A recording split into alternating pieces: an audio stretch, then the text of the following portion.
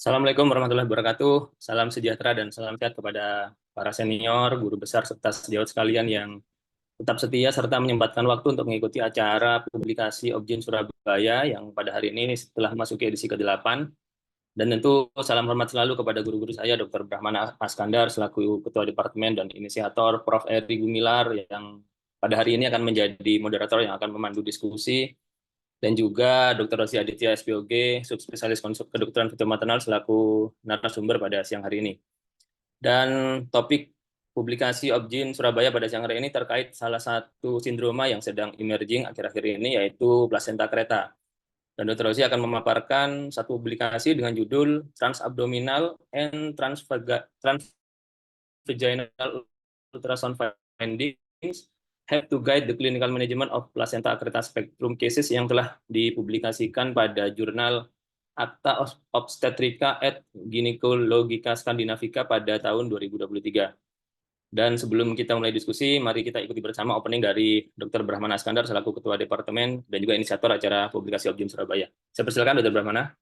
Oke, Assalamualaikum warahmatullahi wabarakatuh. Yang saya hormati guru saya, senior saya, ini mentor saya, Prof. Eri Gumilar, ya. Kemudian sahabat saya, Dr. Rosi Aditya, dan terima kasih kepada tim POS, Dr. Dimas, Dr. Ejita, Dr. Tio, dan semua tim. Ini sudah 67 yang join ya, dan akan segera bergabung beberapa lagi. Dan saya terima kasih banyak, apresiasi untuk forum yang dalam tanda kutip sangat ilmiah begitu ya, boleh kata sangat ilmiah dibanding forum-forum yang lain, karena yang dibahas itu adalah publikasi. Tetapi sebetulnya nanti Dr. Rosi dan Prof. Eri tetap ada clinical practice yang bisa diambil dari publikasi ilmiah. Karena ujung-ujungnya publikasi ilmiah kan clinical practice, karena semua di sini adalah clinician itunya ya. Dan nanti semua publikasi Objin Surabaya artinya tidak terkhusus untuk publikasi staf, mungkin publikasi PPDS, publikasi SP1, SP2 yang terpublikasi di jurnal internasional terakreditasi maupun nasional terakreditasi akan ditampilkan, karena intinya ilmu pengetahuan tidak boleh berakhir pada sekedar tumpukan publikasi begitu ya, harus dapat dimanfaatkan untuk clinical practice. Sekali lagi terima kasih, apresiasi saya, salam hormat saya untuk semua. Wassalamualaikum warahmatullahi wabarakatuh. Waalaikumsalam warahmatullahi wabarakatuh. Baik, matur nuwun Dr. Brahmana. Baik, kita langsung saja ke moderator, Dr. Eri Gumilar Dahlan, SPOG, subspesialis kedokteran fetal maternal, untuk memandu jalannya diskusi pada siang ini. Tes, tes. Bisa kedengaran ya kira-kira ya? Iya, Bro. Oke, terima kasih. Assalamualaikum warahmatullahi wabarakatuh. Waalaikumsalam. Pertama-tama saya ucapkan syukur alhamdulillah sebesarnya Allah memberikan rahmatnya, memberikan hidayahnya untuk kita bertemu kembali, dan juga terima kasih kepada Dr. Brahmana, ini pimpinan kita ini yang tidak henti-hentinya berkreasi dalam diseminasi ilmiah. Yang lalu tanya apa saja, bagus sekali. Sekarang ini ada something else yang betul-betul lebih tinggi lagi nih bobotnya. Jadi memang kita dalam ibadah itu namanya extending ilmiah itu tidak boleh berhenti ya. Apalagi Dr. Brahmana bersama kawan-kawan, termasuk saya sendiri dengan Dr. Rosi, yang mendapat tugas untuk mengantarkan satu seri pos ya, publikasi Objin Surabaya. Betul-betul tadi yang sudah diutarakan sangat bermanfaat untuk klinisi, terutama untuk teman-teman yang ada di periphery. Jadi kira-kira sudah tercatat berapa Dr. Dimas ya? 67 ya, mudah-mudahan. Iya, Bro. Sebelum Dr. Rosi ini yang menjadi film aktornya ini untuk presentasi, mungkin saya mengantar sedikit ya 3-4 menit lah untuk kawan-kawan di. Mungkin bisa diinformasikan Dr. Dimas, yang paling barat, yang paling timur ini siapa sekarang? Mudah-mudahan yang paling barat itu Di Aceh paling timur tuh di Irian, mudah-mudahan. Soalnya jam 1 siang begini nih. Bisa diinformasikan? Ini total peserta 88 orang, Bro. Oh, 88. Luar biasa, Bro. Di luar Jawa, Di luar Jawa, eh, mungkin aku, Yusrah. Ini Yusrah ini teman dekatnya Rossi. Ada yang dari Aceh. Kalau eh, di Solo nih Robert. Atau yang di timur mungkin yang di Mataram mungkin dengar ini. Mudah-mudahan. Baik. Jadi untuk para pemirsa mungkin katakan, tapi bukan pemirsa ini audio visual, mendengar dan melihat. Pertama dari presentasi Dr. Rossi nanti ada istilah-istilah yang perlu saya jelaskan juga di sini supaya nanti lebih ini. Karena kita menyadari bahwa paper ini tidak ada di tangan Anda sehingga memerlukan ya sedikit penjelasan. Pertama adalah pemakaian kata-kata transvaginal ultrasound. Nah, ini kami sadari betul ini, teman-teman di periferi ini kan tidak begitu akrab dengan transvaginal. Kemudian yang kedua ada penggunaan istilah one step surgery. Nah, ini cuma ada di terserai di sini. Yang ketiga lebih ini lagi, lebih mutakhir lagi ya, karena saya kebetulan ini dengan Dr. Rossi, saya mendampingi Dr. Rossi, yaitu istilah intracervical hipervaskuler. Aduh, biasanya placenta lacuna, ini enggak ini. Ini intracervical hipervaskuler. Jadi tadi kaitannya dengan transvaginal, gunanya untuk mengetahui state ini. Nah, nanti yang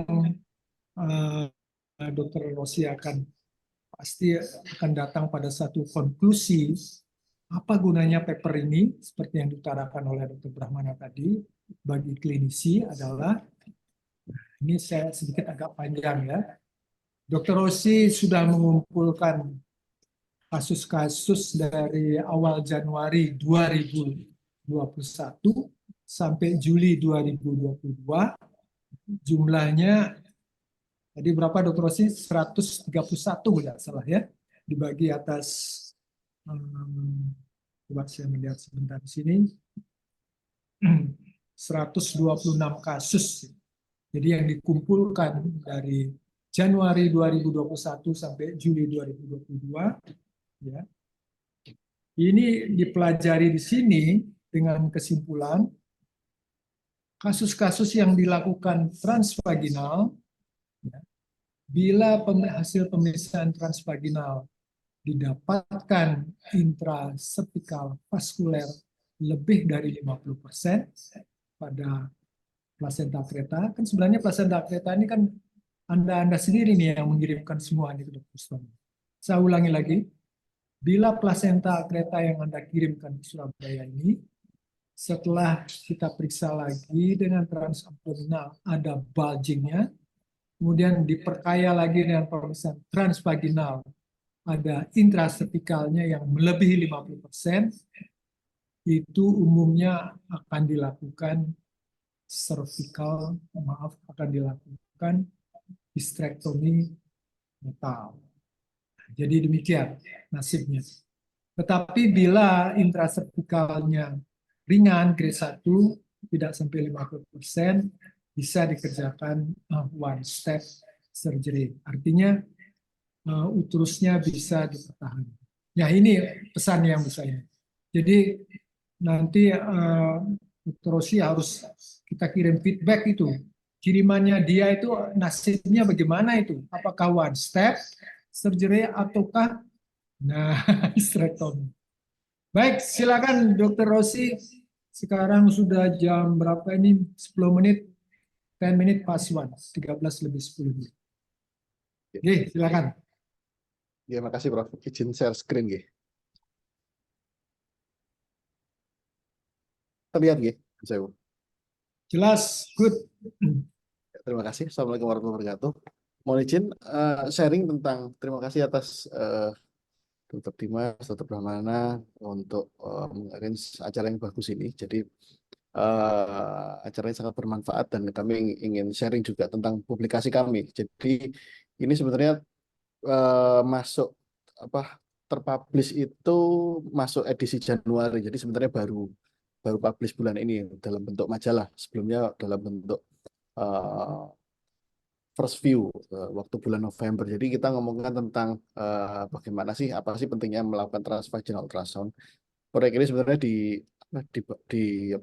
diinspirasi sama Prof. Eri ya. Prof. Eri inget dulu yang waktu ada pasien akreta terus ruptur uteri, meninggal pasiennya di rumah, dead arrival, terus lalu tanya, kita harus cari ini kenapa, bagaimana tahunya ini akretanya ini berbahaya atau tidak, karena dari beberapa penelitian untuk mengetahui bahayanya dari plasenta akreta ini belum banyak ya, belum ada penelitian, bahkan bisa dibilang belum ada penelitian. Saya nanti tunjukkan. Dan alhamdulillah kita sudah berhasil mempublish di Scopus Q1 dengan impact faktornya lumayan tinggi di akta ya. Mungkin sebenarnya kalau kita mau publikasi, sebenarnya kita sudah di tim Akreta Surabaya sebenarnya sudah terlibat dari banyak publikasi. Kita sudah mempublikasi 38 di Scopus. Dan kita fokusnya mulai dari epidemiologi, patogenesis, operasi, klasifikasi, dan lain sebagainya. Tapi untuk kali ini kita fokus ke ultrasound study, di mana kita mencoba mengupas sebenarnya apa sih pentingnya kita melakukan ultrasonografi, apa yang bisa kita lakukan. Nah, sedikit tentang introduksi ya di yang kami tampilkan juga di jurnal kami. Sebenarnya itu free access, bisa di-download. Klasifikasi dari plasenta akreta mungkin yang terbaru ini menggunakan klasifikasi Vigo ya. Vigo grade 1, grade 2, dan grade 3 ya. Di mana Vigo grade 1 ini secara klinis dulu pakai akreta dan kereta per kereta, tapi sudah nggak dipakai karena itu merupakan histopatologi. Ada klasifikasi baru ya, grade 1, grade 2, dan grade 3. Grade 3 itu dibagi menjadi 3A, 3B, 3B dengan infiltrasi buli, 3C dengan infiltrasi parametrium. Nah, saya ingin mencoba meluruskan di sini, mungkin nanti saya jelaskan. Nah, selain klasifikasi tentang klinikopatologi secara klinis, selain itu juga ada klasifikasi yang penting berikutnya, yaitu adalah topografi. Topografi ini sangat bergantung dari lokasi Dari Prancis, Jerman, dan mana akreta tersebut berada. Tipe 1 ini merupakan di atas dari bladder bone, ya, biasa di balik buli. Tipe 3 dan tipe 4 itu di lower bladder ya. Dia biasanya 4 disertai infiltrasi buli, tipe 2 itu bisa di upper parametrium atau lower parametrium. Mungkin itu yang dan sampai sekarang ini masih kontroversi. Dan kami menggunakan kedua klasifikasi tersebut, yaitu Vigo dan topografi, sehingga memudahkan kami untuk membayangkan kalau contoh pasien Vigo grade 3A atau 3B, 3B tipe 1, berarti dia ada infiltrasi buli tapi infiltrasinya di upper bladder trigon. Jadi memudahkan kami untuk membayangkan kira-kira dia tipe sulitnya bagaimana. Nah, lalu selain itu dari ultrasonografi sebenarnya standar untuk pemeriksaan ultrasonografi sudah dipublikasi di ISWOC dan juga di Vigo sebenarnya dengan beberapa marker, dengan 11 marker tersebut. Mungkin saya tidak ada waktu untuk menjelaskan satu demi satu karena fokusnya bukan bagaimana melakukan USG, tetapi apa sih hal yang paling baru dari pemeriksaan USG. Nah, mungkin sedikit gambaran untuk memudahkan ya sebenarnya. Ini kami mencoba menstandarisasi bagaimana kita melakukan USG pada plasenta akreta spektrum. Nah, mungkin sedikit ilustrasi. Sebenarnya paling penting kalau kita melakukan USG secara simpel ini ya. Yang penting itu adalah adanya uteroplasental, permukaan uteroplasental, abnormal lacuna, dan neovaskularisasi ya. Penanda dari neovaskularisasi. Kalau kita lihat gambar dari sebelah kiri, contohnya ini ya. Ini saya buat dual mode ya. Ini ada hipervaskular, ada loss of clear zone, ada bladder wall interruption, dan bridging vessel. Jadi semuanya itu diterjemahkan secara ilustrasi, gambarnya mirip seperti ini. Di mana biasanya subplacental hipervaskular, dia ini akan warnanya kemerahan seperti dia biasanya duranto operasi. Ini pasien yang sama dengan USG. Dia biasanya warna sedikit interrupt, sekalian bulgingnya dijelaskan Dr. Rosi. Oh iya, iya bro. Nah, ini kan kita kelihatan dari bulging dari sini ya. Dari anterior di sini ada bladdernya ini ada irregularitas, terus ini ada bulging sedikit ya, bulging sedikit, Dan pada kasus nanti saya jelaskan lagi kasus yang lain. Ini ada bulging sedikit, Prof. Dan durante operasi kita melihat ada bulging dan ada irregularitas di buli. Ini yang menandakan mungkin ada infiltrasi buli. Nah, di sini mungkin area infiltrasinya, Prof. Di gambar di kursor saya. Nah, di sini kita bisa melihat dari gambaran ada bulging, ada hipervaskular. Tetapi pada kasusnya, durante operasi, kita bisa melihat ya grade 3A, ya di 3B karena ada lokal area invasi infiltrasi buli, tapi kita bisa mengkonservatif. Jadi saya ingin menandakan itu. Nanti saya jelaskan di gambar yang lain. Nah, lalu setelah itu yang menjadi masalah adalah ini ada 3 penelitian yang mungkin menggelitik saya ya. Yang pertama dikatakan belum ditemukan bagaimana prediksi tingkat kesulitan operasi dan bagaimana untuk mengetahui kemungkinan bisa konservatif atau histerektomi.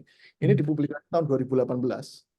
Dan yang berikutnya, dan menariknya Prof. Palacios tahun 2020, dia mempublikasikan tentang sebenarnya 80% kasus akreta dapat dilakukan operasi konservatif, yaitu one step conservative surgery, dengan memahami tentang konsep topografi dari plasenta akreta. Dan waktu itu juga proyek dengan Prof. Eri juga tahun 2022, kita berhasil mempublikasi dan kami mendeklarasikan bahwa sebenarnya histerektomi bukan terapi utama pada plasenta akreta spektrum, dan topografi yang paling penting adalah kalau seandainya area plasenta akreta spektrumnya di atas dari trigonum vesica urinaria. Dan kami juga menunjukkan bahwa kami membandingkan antara ligasi hipogastrika dengan triple vessel, ternyata ligasi hipogastrika tidak berguna dalam kontrovaskular pada plasenta akreta spektrum. Dan itu background kenapa kita mencoba mengkorelasikan hubungan antara ultrasonografi dengan outcome. Nah, dan ini alhamdulillah jadi hot issue di PubMed dan juga di ACTA, di mana dari penelitian kami coba mengupas sedikit demi sedikit. Total sebenarnya kami benar-benar mencari yang benar-benar akreta. Kami mengeksklud beberapa kasus yang memang gambarnya cuma bulging tanpa ada neovaskularisasi. Jadi semuanya benar-benar akreta, dan kita dapatkan sekitar 126 pasien. 91 pasien kita konservatif dan yang lainnya kita lakukan histerektomi karena memang indikasinya invasinya di area bawah. Nah, kita analisis secara maternal outcome. Dari maternal outcome kita melihat ya perbandingan antara one step conservative surgery atau konservatif pada operasi konservatif dibandingkan dengan histerektomi, kita bisa melihat ya berdasarkan usia gestasional age-nya tidak beda, cuma ada perbedaan yaitu dengan transfusi ya, transfusi dan juga jumlah perdarahan. Jumlah perdarahan memang lebih sedikit pada konservatif, dan kalau dibandingkan histerektomi sekitar 3 liter, dan beberapa tindakan yang tambahan seperti kompresi aorta, terus juga lebih tinggi pada cesarean histerektomi karena memang kita melakukan cesarean histerektomi khusus untuk kasus yang invasinya di bawah. Nah, untuk klasifikasi Vigo sendiri kita bisa melihat ya mayoritas memang merupakan grade 1 atau kalau dulu terminologinya adalah plasenta akreta. Dan memang distribusinya tidak normal karena ada angka 0 di derajat yang parah ya pada histerektomi karena memang mayoritas derajat yang parah. Nah, topografi kita lihat mayoritas tipe 1 80%, sama seperti penelitiannya Prof. Palacios, hampir 80% ya. 80% pada kasus kita itu bisa dikonservatif ya dari topografi. Nah, tetapi kita fokus tentang bagaimana gambaran ultrasonografi. Dari 11 parameter tadi ya kita analisis, kita bisa melihat ternyata semuanya clear zone-nya hilang. Jadi antara plasenta dengan buli itu sudah jadi satu, istilahnya seperti itu. Lalu ada gambaran hypervascularity ya, uterovesikal atau subplacental hypervascularity dan bridging vessel itu tidak berbeda bermakna.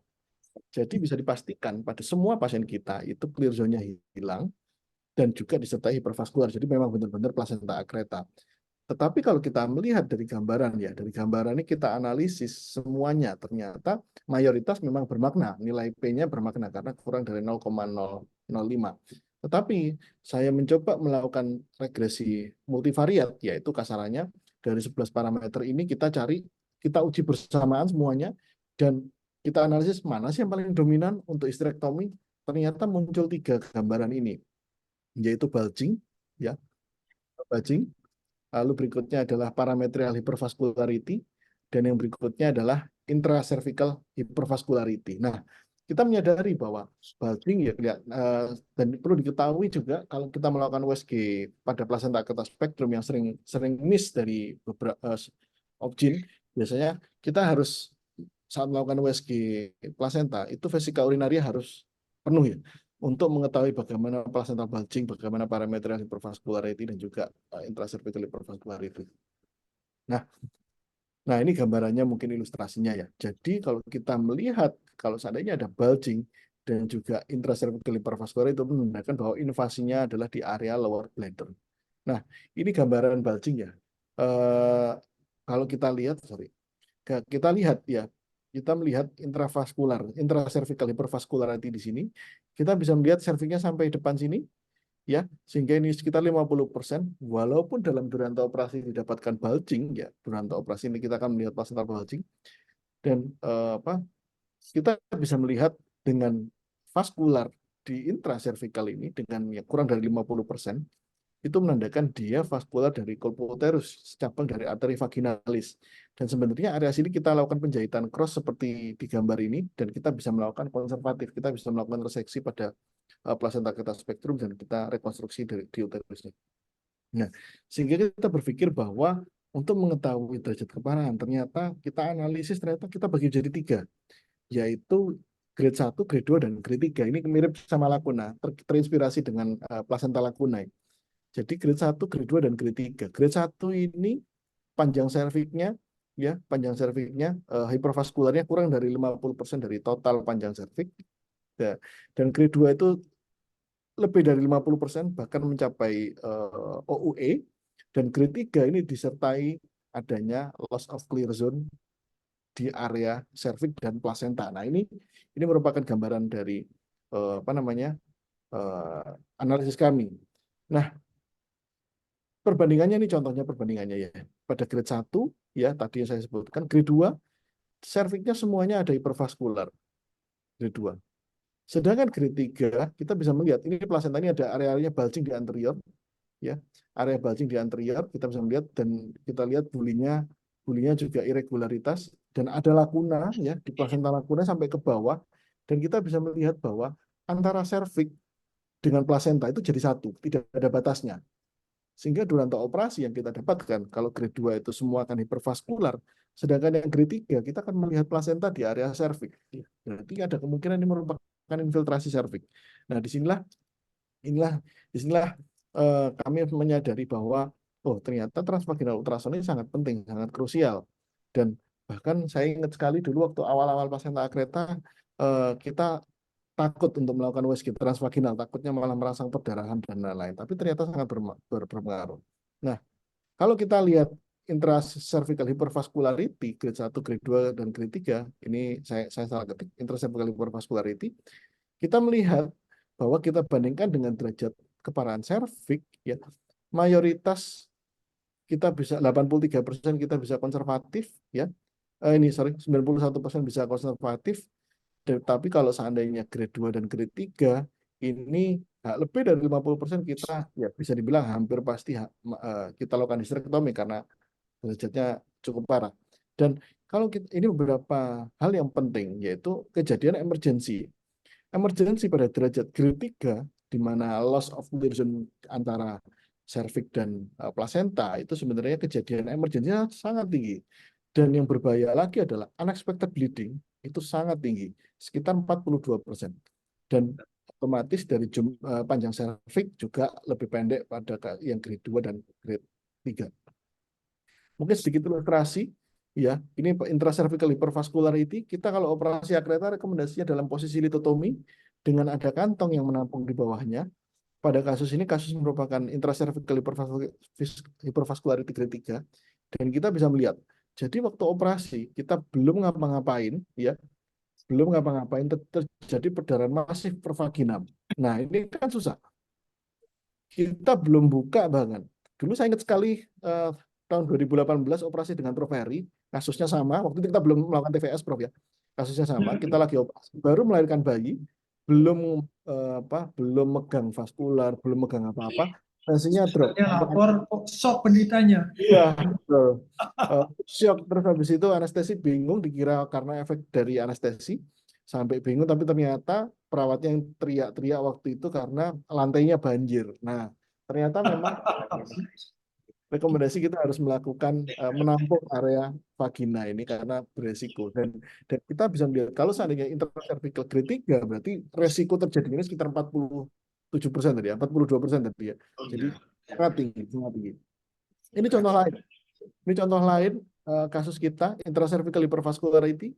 Pasien ini datang di poli, kita observasi, oke, kita tidak bisa membedakan antara plasenta dan cervix, semua jadi satu dan semua hipervaskular. Dan sayangnya pasien ini waktu itu usia kehamilan sekitar 27 minggu. Jadi kita waktu itu tidak ada keluhan, tidak ada apa-apa. Cuma karena kita melihat ada cervix seperti ini, kita juga berpikir bahwa kok aneh ini ya. Sehingga pada waktu itu pada ini kita observasi ya. Dan observasi menariknya dan ya sayangnya saat observasi terjadi perdarahan spontan di intraabdomen dan pasiennya ini belum disiapkan untuk rencana operasi. Dia shock cardiac arrest di ruangan dalam kondisi seperti ini. Jadi sayangnya pasiennya tidak selamat waktu itu, tetapi ini menggambarkan bahwa intracervical hypervascularity ini sangat, selain menentukan teknik operasi, dia juga menentukan tentang bahaya atau tidak kasus plasenta ini.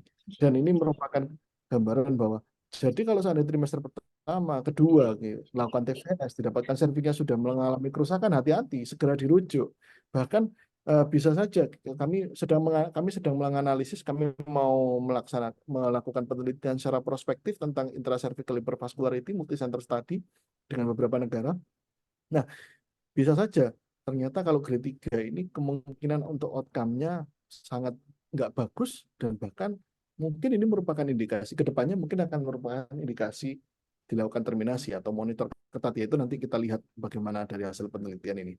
Nah, sehingga dari konklusi dari penelitian kami sebenarnya kalau kita dapatkan placental bulging, iya bisa dengan parametrial hipervaskular disertai intracervical hipervaskular lebih dari 50%, ya itu biasanya hubungannya dengan hysterectomy. Nah, dan one step conservative surgery atau konservatif pada akreta itu biasanya hubungannya dengan intracervical hypervascularity grade 1 pada transvaginal ultrasound sebagai pemeriksaan tambahan. Dan yang perlu di-highlight adalah intracervical hypervascularity grade 3 ini merupakan danger sign preoperatif pada plasenta akreta spektrum. Mungkin itu yang ingin kami sampaikan. Terima kasih, Prof. Assalamualaikum warahmatullahi wabarakatuh. Waalaikumsalam. Terima kasih, Dr. Rosi. Dr. Dimas, ini saya baca di sini sekarang sudah 160, Bro. Luar biasa, Bro. Iya. Coba tolong dicek itu, saudara kita Dr. Yusrah di Aceh itu ada nggak kira-kira hadir di sini? Mungkin nanti ingin memberikan komentar. Ya. Belum ada ini, Bro. Saya cek, Bro. Baik, silakan Dr. Dimas. Ini mungkin ada teman-teman yang berminat. Oke, Prof. Ini ada satu pertanyaan, Prof, dari Dr. Arya. Selamat siang, salam hormat kepada guru saya dan semoga dalam keadaan sehat. Menjadi bertanya, apakah semua pasien bekas SD dengan kehamilan trimester 1 wajib dilakukan pemeriksaan TVS untuk deteksi adanya plasenta akreta? Monggo, Dr. Rosi. Siapa ini, Pak? Mana Pak Adit? Waktu itu kalau nggak salah itu tahun di Poseksio umur kehamilan berapa ini? Trimester pertama, Bro. Sebenarnya sudah ada rekomendasi. Iya, semester 1 ya berarti terus jadi less than 14 weeks. Nah, ini begitu pasien amenorrhea terus memperlihatkan plan tes positif, Poseksio, wah ini bagus ini pertanyaannya Pak Adit, ini ngarahkan kita. Silakan Ros, ya pasti ini harusnya. Nggih, Prof. Tahun 2017 itu sudah ada rekomendasi. Jadi dari Prof. Ilan Timotrich, beliau yang menemukan tentang sesaran skarp. Iya, Prof. Jadi sebenarnya tahun 2017 ada rekomendasi bahwa semua pasien dengan bekas seksio itu mandatori, itu first trimester itu harus dilakukan TVS untuk mengetahui di mana lokasi gestasional seks. Kalau seandainya memang lokasinya berada di bawah, itu beresiko tinggi untuk terjadinya plasenta akreta spektrum. Jadi ya memang harus di ini, Prof, harus dilakukan transvaginal ultrasound. Ya, dengan mengetahui di mana Ya, lokasi gestational sac-nya. ya. Mungkin ditambahkan sedikit, Dr. Rossi, bila gestational sac-nya tidak di endometrial thickness, bahkan dekat atau berdampingan dengan Vesika. jaringan sesarnya, wah itu malah kehamilan apa? Silakan, Dr. Rossi, diperpanjang. Oke, Bro. Jadi kalau seandainya kita dapatkan, kalau seandainya gestational sac-nya itu kita dapatkan berada di bawah, kita bisa menarik garis lurus endometrial lainnya, endometrial line. Kalau seandainya dengan endometrial line dia lebih mendekat ke arah vesika, dia kemungkinan besar terjadinya plasenta akreta spektrum sangat tinggi. Bahkan ada literatur the crossover sign itu. Jadi kalau seandainya gestational sac-nya dia berada di myometrium, nempel dengan vesika urinaria, itu 83% akan jadi plasenta perkereta, Prof. Nah, itu yang jadi alasan kenapa kita harus melakukan USG transvaginal pada plasenta akreta spektrum. Kalau seandainya berada di tengah-tengah endometrial sign, ya masih 50-50, apakah dia akan jadi akreta atau hanya jadi plasenta previa. Seperti itu, Prof. Tetapi kalau dia dari endometrial lainnya, ya begitu. Ya. Sambil menunggu pertanyaan, Dr. Rossi, kita ini ya, kita review ini di Jawa Timur ini, kenapa demikian kayanya kita dengan plasenta akreta? Berarti deteksi dini dan massive screening ini belum jalan optimal ini ya. Coba bisa diutarakan enggak mengenai pelatihan-pelatihan ya. Dan ada pemasok yang setia ini di Jawa Timur, mesti datangnya dari situ terus. Ini kita harus intervensi ke sana. Dokter Dimas, sudah ada pertanyaan masuk? Oke, Prof, ini ada 2 pertanyaan, Prof. Monggo langsung pertanyaan atau mau menunggu Dr. Rossi barusan? Ya, silakan Dr. Rossi. Ada rencana enggak tahun 2024 ini? Sebab kalau siap itu yang tempo hari itu kan terbatas ya. Tinggi, Bro. Ya rencananya insya Allah ada sih, cuma kita masih diskusi kira-kira kapan, mungkin apakah bersama akhir tahun, karena pelatihan ini sangat penting ya.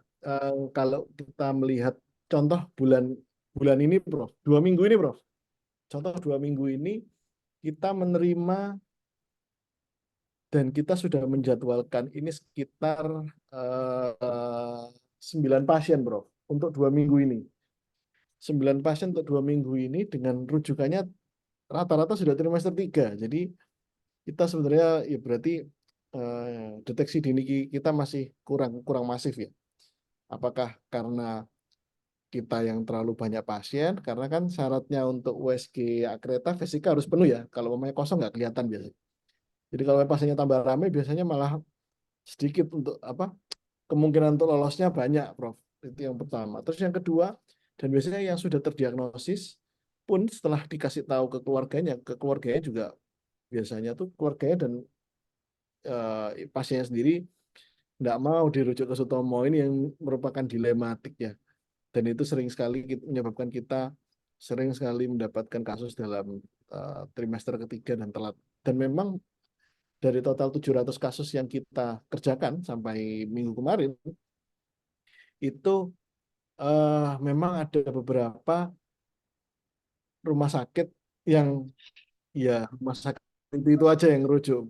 Maksudnya kita analisis bekas seksionya, bukan rumah sakit yang merujuk, tapi rumah sakitnya yang ini bekas rumah sakit ini, rumah sakit ini, rumah sakit ini. Jadi itu perlu ya memang betul harus ada feedback ya, Prof ya. Jadi perlu mungkin kedepannya kita akan memfeedback untuk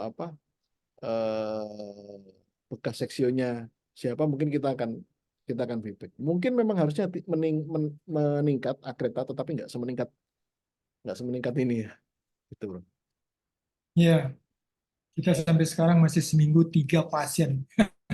Baik, saya lanjutkan. Ini ada pertanyaan dari Dr. Arya Narotama. Rasanya tadi sudah terjawab ya, bahwa pada every patient by post cesarean absolutely should be transvaginal. Ini dari anonymous attendee. Waduh, nggak mau nyebut namanya nih, siapa nih? Dari outer space mungkin, dari luar angkasa.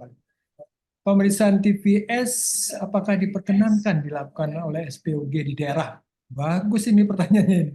Pada ini loh ya, pada kecurigaan akreta. Kemudian pada usia berapa yang aman? Persiapannya bagaimana?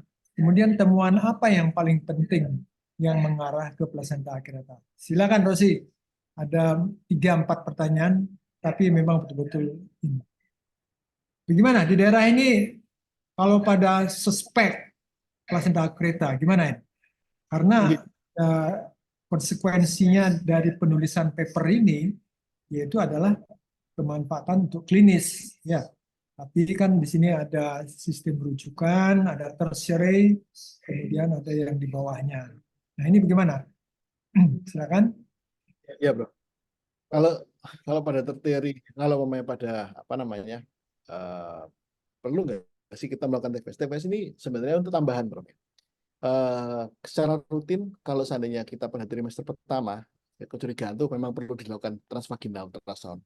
Tapi pada trimester kedua dan ketiga mungkin ini sebagai tambahan untuk TVS. Syaratnya adalah vesika harus penuh.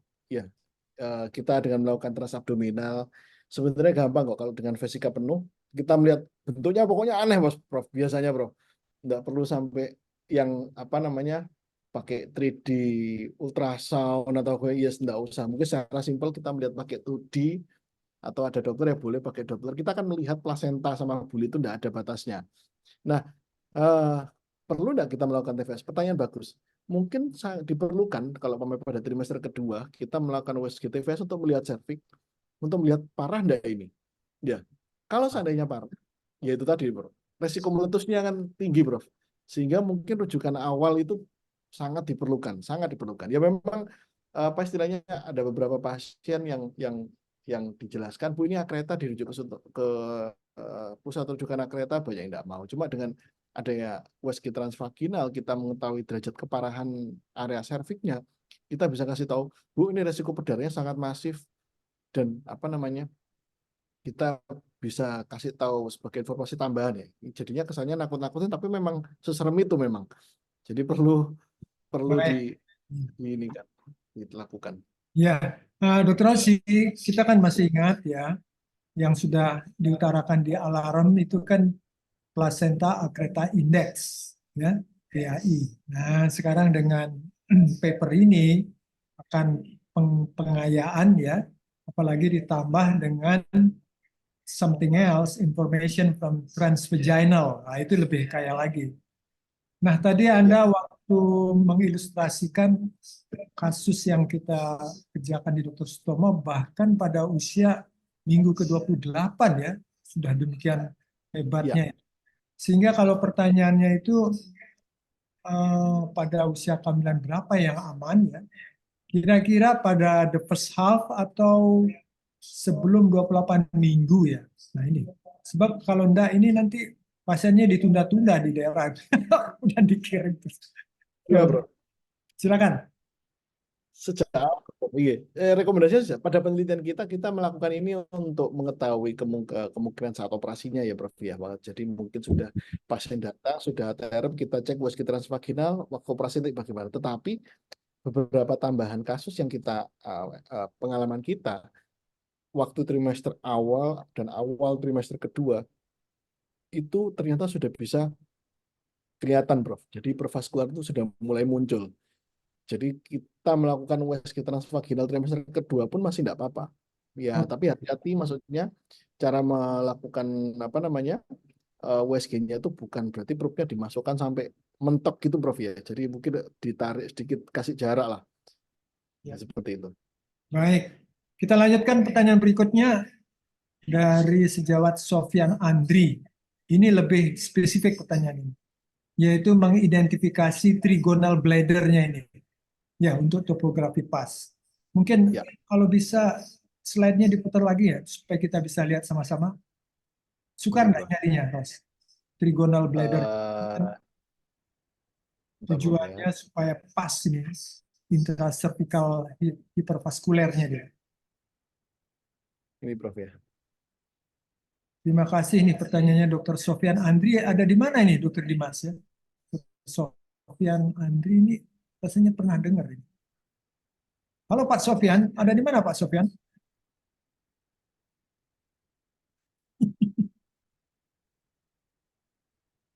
Nggih. Mungkin saya pakai ilustrasi, Prof ya. Mungkin Ya, kalau tipe 3, tipe 1 ini kalau kita lihat ini dua-duanya ini merupakan tipe 1. Jadi pada tipe 1 ini kolpoterusnya masih bagus. Ya, mungkin saya coba gambar lain, mungkin yang nah ini contoh ini ya. Ini tipe 1, dia bulging. Di sini merupakan OUI, Bro. Area sini yang merupakan OUI kalau di dalamnya uterus. Tapi kalau kita melihat ini merupakan kolpoterus kalau dari luar. Nah, mayoritas seperti ini memang. Tapi pada yang area lower, nah kita bisa melihat ini plasenta ini sampai area bawah. Kita bandingkan antara yang ke kiri masih ada warna putih dan memang ada hipervaskular. Yang tengah ini semuanya plasenta. Yang kanan, paling kanan, nah ini yang lebih parah lagi. Ini serviks ini padahal. Ini serviks. Nah ini Prof, maksudnya gambaran kalau umpamanya bagaimana tahu trigonal bladder, sebenarnya batasnya dari OUI di sini. Kita lihat serviks ya, serviks. Nah, contoh yang ini di sini adalah OUI harusnya jadi serviks di sini. Ini juga sama. Di sini harusnya jadi serviks di sini. Seperti itu, Prof. Jadi patoknya adalah OUI. ya. Mungkin untuk Dr. Sofyan kalau nanti berkali-kali mengunjungi ilustrasi ini lebih paham. Iya. Baik, kembali ke Dr. Dimas. Masih ada lagi? Total ada 12 pertanyaan, Bro. Wow. Luar biasa. Pesertanya 171. Ini dari Dr. Dian Surdayanti, Prof. Dari Jombang sepertinya. Assalamualaikum, salam hormat untuk guru-guru saya. Mohon izin bertanya, Dok. Bila ada pasien pos ST konservatif akreta lalu hamil kembali, kira-kira ANC dan persalinannya harus di RS tersier atau boleh di RS tempat? Monggo, Dokter Rosi. Keluar ini scroll. Dari Dr. Dian Jombang ya kayaknya. Ya, Dian. Waduh. Oke. Ya, kalau umpamanya pasien pasca konservatif terus hamil kembali, sebenarnya yang pertama adalah kita pengen tahu juga sebenarnya ya bagaimana hasil operasi kita sebenarnya untuk persalinan. Iya, karena memang dari literatur sayangnya kita dari 400-an lebih, saya lupa berapa, 400 lebih kasus yang kita konservatif, yang baru hamil 8, mayoritas takut hamil lagi minta MOW. Dari penelitian lain dari Prof. Malasius ada 200 yang hamil dari sekitar 400 pasien yang dikonservatif, 200 tanpa ada komplikasi, tanpa ada risiko akreta. Nah itu yang kita mau lihat sebenarnya. Kalau seandainya memastikan semuanya aman, kalau aman sih lahir di rumah sakit setempat sih tidak masalah. Cuma kita pengen tahu siapa saja. Ya, betul. Dr. Rosi, jadi waktu di acara siap itu kebetulan saya itu yang dapat bagian presentasi, yaitu wound healing itu. Jadi wound healing every post cesarean, kata paper yang terakhir itu dari Belanda juga. Jadi it's not longer than 3 months later after cesarean, itu harus dievaluasi. Dia pakai patokan kalau endometriumnya, jadi dengan transvaginal, luka itu dilihat, kalau endometriumnya dia katakan endometrium free, tidak ada endometriumnya, wah itu kalau hamil bakal jadi itu. Lebih hebat itu. Demikian itu. Mungkin kita ada baiknya studinya harus dimulai. Nah ini studinya proyeknya ada 2 macam, Ros. Pertama deteksi dini akreta, kedua yang setiap pos SC itu sebelum hamil di transvaginal. Lihat dulu. Ini bisa selesai bekerja. Baik, saya lanjutkan ke Dr. Niken Asri. Wah, ini dari Aceh nih. Halo Niken. Apa Niken yang dari Aceh? Ya. Iya, Bro. Jangan-jangan ada di Mojoklangru di Surabaya dan sudah tidak di Aceh lagi. Saya Niken dari Aceh ingin bertanya, apakah saya boleh pulang ke Surabaya? Oh ya boleh. Apakah ada spek khusus dari mesin atau aplikasi USG untuk diagnosa vaskularisasi plasenta akreta. Monggo Rasnya enggak ya, kan sudah jelas itu. Coba mungkin gambarnya bisa diperlihatkan lagi, Ros. Mungkin belum, Bro. Enggak. Belum. Karena memang kebetulan juga ada saya apa namanya? Ada tawaran Prof sebenarnya untuk ini. Jadi kita sedang mendevelop software untuk mengetahui vaskularisasi sebenarnya. Bisa dilihat, bisa mungkinan, cuma belum. Nanti tunggu tanggal mainnya. Tapi kan begini, Ros, tadi eksplanasi Anda yang diidentifikasi vaskularisasi ya, itu harus dibedakan bukan plasental lacuna. Ya, itu kan koreksi Iya, dari betul. Profesor Hans itu. Jadi bukan bagian Ya, dari plasenta, tetapi yang tadi Anda jelaskan ini adalah cabang dari arteria vaginalis. Ya, jadi ada di. betul. Nah, kemudian tadi symbolic clay itu sudah jelas sekali ya, di sepanjang cervical length tadi kan ya. Kalau kurang dari 50%, kalau lebih dari 50%. Terus kalau ditambah satu lagi yang grade 3 ini, kalau ada ininya ya, lacuna intracervical ya Ros. Lacuna intracervical. Ya, Kalau tadi kan hipervaskuler. Betul Ros? ya, Itu ya, konklusi dari paper ini kan. ya. Bacakan ya, betul ya. Mungkin di situ saja kita terus melihat Dokter Niken, ya, lama-lama ya terus bisa ini terbiasa. Terima kasih. Mudah-mudahan nanti bawa mie Aceh ini enak sekali. Dokter, Ros, ini ada big news ini. Just your classmate is not joining. Who is? Dokter Yusra dari Aceh. Katanya sudah gabung. Mana Yusra? Halo Yusra. Sri Pujiastati. Apakah pertanda plasenta akreta dalam perjalanan dari minggu ke minggu bisa berubah? Silakan Dokter Rosi. Ya. Bisa. Terima kasih. Kalau dilihat dari patogenesisnya, vaskularnya akan berubah memang. Ya. Jadi pervaskular itu akan berubah. Kalau kita pelajari tentang angiogenik pada plasenta, dia semakin trimester kedua dan trimester ketiga itu prognosisnya berbeda sekali. Bahkan pada trimester ketiga, normalnya angiogenesis itu puncaknya itu 30 minggu, tapi pada plasenta akreta akan terus Harus tumbuh. jarimu ya. Ini harus. Itu yang ya bisa ada perubahan untuk trimester 1, 2, dan 3. Baik. Terima kasih. Wih. Ini ada Nurul Islami, ada Robert Ridwan, ada Dewi Ratih Indrarto. Aduh, kok banyak sekali ini. Sudah jam berapa ini? Dokter Dimas, bisa diperpanjang sampai besok pagi, boleh? Ini tinggal 9 menit lagi. Luar biasa, Prof, peminatnya, Prof. Iya. Soalnya mungkin sama sampean dikasih ini embel-embel pertanyaan berhadiah, mungkin begitu, jadi banyak kan. Baik, Nurul Islami. Apakah pada tempatnya dilakukan OCCS one step pada plasenta yang implantasi di posterior, implantasinya di posterior, tapi yang meluas ke anterior dengan clear zone negatif dan hipervaskuler subplacental utrovesica. Gimana ya? Iya, Bro. Kalau umpamanya yang dari posterior sampai ke anterior itu sangat tergantung dari ini, Bro. Defect dari uterusnya. Kalau seandainya uterusnya luas sekali, maksudnya bisa dibayangkan dari posterior sampai anterior sampai bawah, biasanya sampai bawah. Biasanya tipe 3 atau tipe 4. Kalau murni di posterior, konservatif, itu masih bisa, Bro. Masih bisa. Karena kita masih bisa menjahit area cervix posterior di situ.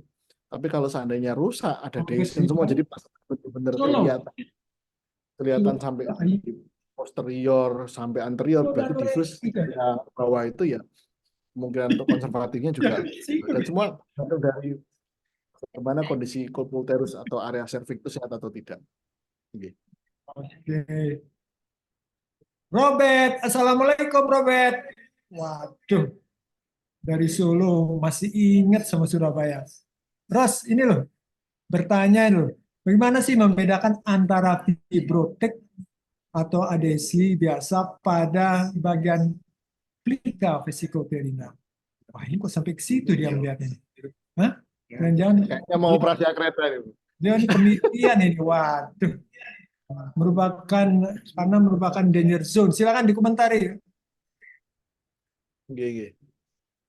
Kalau seandainya fibrosis biasa tidak ada destruksi dari uteroplasental, Prof. Kalau fibrosis biasa. Tapi kalau seandainya pada kereta ada destruksi di uteroplasentalnya. Jadi gambaran mukosa bulinya berubah, gambaran dinding bulinya berubah. Biasanya memang kalau penelitian lain kan pakai real sign dari Prof. Syih itu. Cuma kalau dari pengalaman kita ada destruksi di mukosa buli itu merupakan salah satu gambaran dari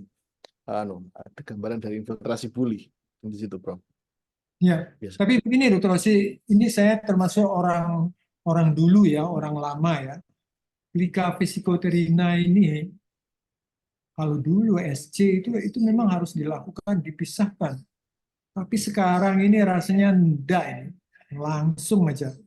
Padahal dulu ini guru-guru saya ini Prof. Lila, Prof. Dikman, ya, Prof. Samsul sama Prof. Suatno, ya, itu gunanya untuk mencegah ascending infection. Jadi ditutup dengan itu. Nah sekarang dengan rasanya tidak pernah ditutup lagi, tidak pernah dijahit, kemudian langsung di sini nih. Kalau Robert mungkin memandangnya lain. Ini gimana nih komentarnya? Ada hubungannya enggak nanti dengan plasenta kereta? Rasanya gimana? Kalau bayangan saya, Prof, kalau kita melakukan bladder flap, Prof, itu kan berarti kan memberikan inflamasi di area situ, Prof. Mungkin memang kalau secara opini saya sih mungkin bladder flap.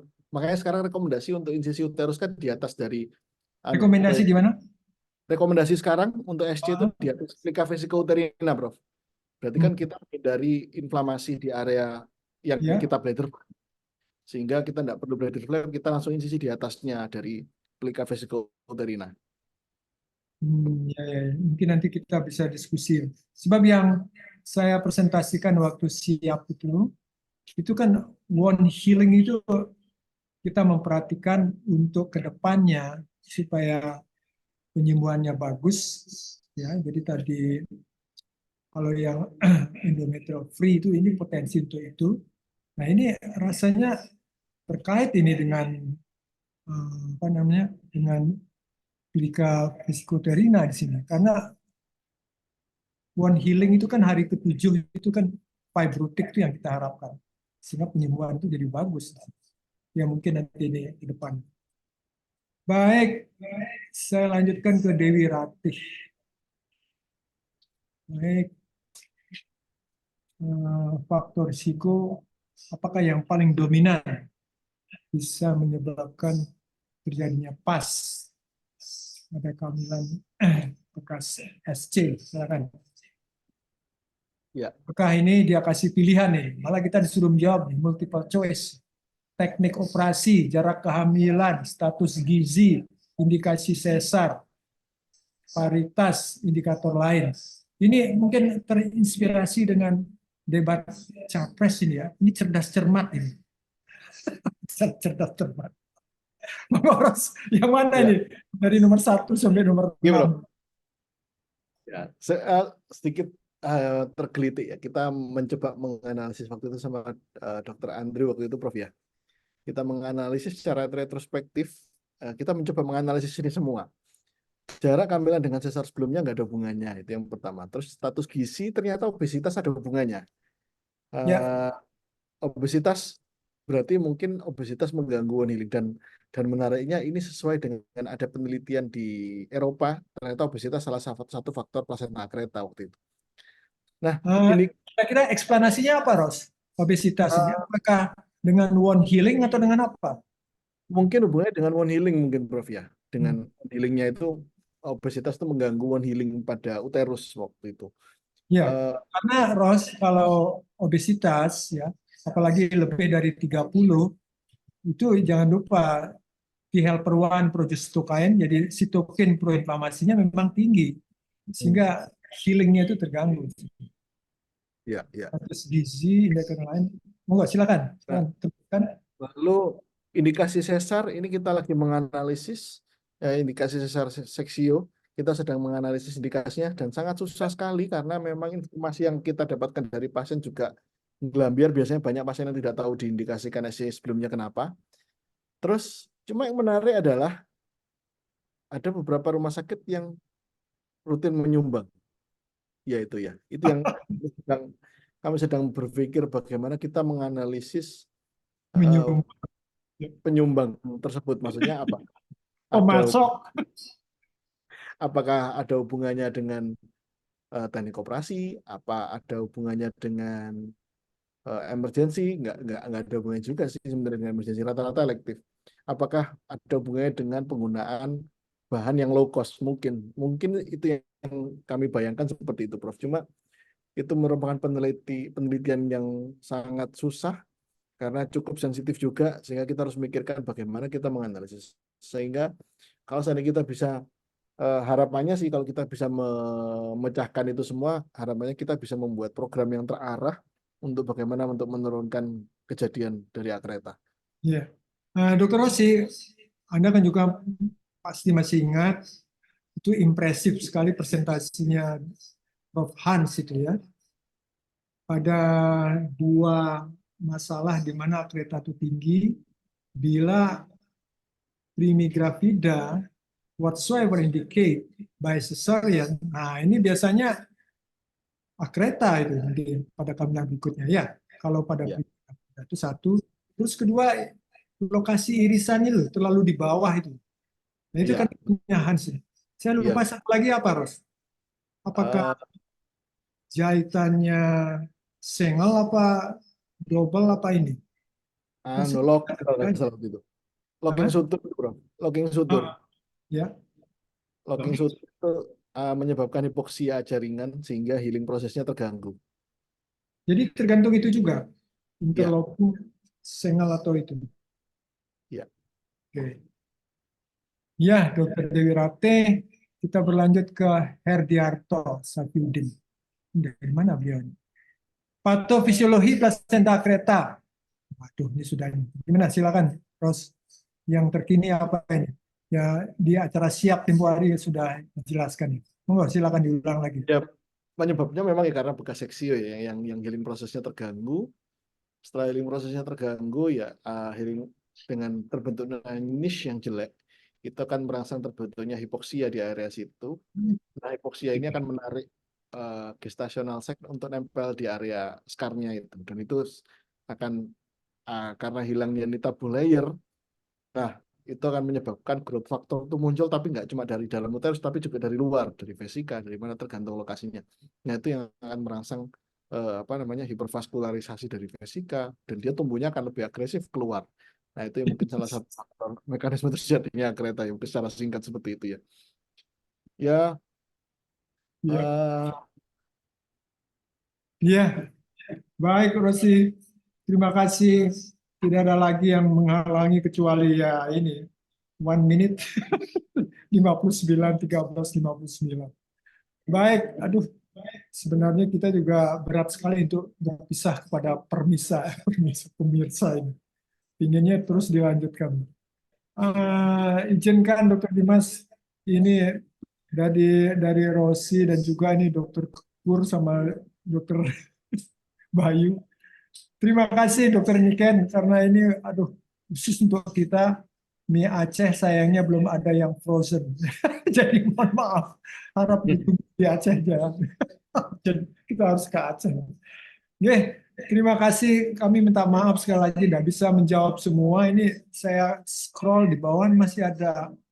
Ya Allah, masih berapa ini? Ya, ada 6 pertanyaan. Masih 10 detik. Salam untuk ini, classmate-nya Gala sama Ersa ini. Galaran Mutu. Waduh. Rosti, kamu masih ingat nih Galaran? Ini dulu, ini jago badminton. Ingat, Bro. Ingat, Bro. Mohon maaf. Sekarang mau coba bola. Sudah disodok-sodok terus ini. Ya, Dr. Dimas. Monggo saya kembalikan ke Dr. Dimas. Baik, matur nuwun sangat Prof. Eri, Dr. Rozi, luar biasa sekali. Partisipannya tadi sempat tembus 180 orang, yang terbanyak sampai sejauh ini, Prof. Eri, Dr. Rozi, luar biasa. Oke, baik, terima kasih atas partisipasinya juga kepada para partisipan yang telah Dr. Dimas, Oke, Prof. nggak jadi itu door prize-nya. Katanya ada door prize. Ini belum ada sponsornya. Ya, baik, saya ucapkan terima kasih sekali kepada para partisipan yang telah mengajukan pertanyaan yang luar biasa atraktifnya pertanyaan-pertanyaan pada hari ini. Dan kami mohon maaf bila ada salah-salah kata. Saya juga ucapkan terima kasih pada Prof. Eri, Dr. Rosi selaku moderator dan narasumber. Mudah-mudahan ilmu yang disampaikan bermanfaat dan tentu bisa menjadi amal jariah untuk beliau berdua. Amin ya rabbal alamin. Baik, saya tutup untuk webinar publikasi Objin Surabaya pada siang hari ini. Kita berjumpa lagi di acara pos yang berikutnya. Matur nuwun. Wassalamualaikum warahmatullahi wabarakatuh. Matur nuwun Prof. Eri, Dr. Rosi.